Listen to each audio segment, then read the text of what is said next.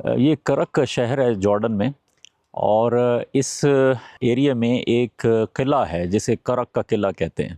سلطان صلاح الدین ایوبی نے اس قلعے کا محاصرہ 1183 میں کیا تھا اور بعد میں پھر اس قلعے کو فتح کیا۔ سلطان صلاح الدین ایوبی کے بے شمار کارناموں کو سب لوگ جانتے ہیں ہم۔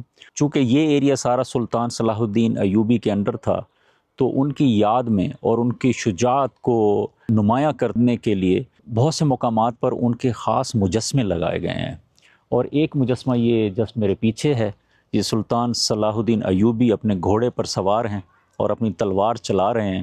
اگرچہ ان کی شجاعت کو یہاں دکھایا گیا ہے، لیکن ہم جانتے ہیں، بلکہ ہم ہی نہیں، ساری تاریخ جانتی ہے کہ جتنے بھی چاہے وہ مسلمان ہوں غیر مسلم ہوں، جنہوں نے ان کے بارے میں لکھا ہے، وہ سب جانتے ہیں کہ وہ بہت انتہائی رحم دل سالار تھے اور رحم دل حکمران تھے، آنیسٹ اور بہت نیک دل۔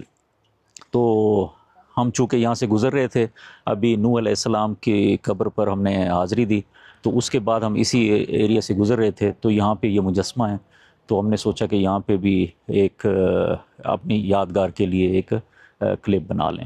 تو یہ ہیں سلطان صلاح الدین ایوبی، جنہیں پوری دنیا جانتی ہے۔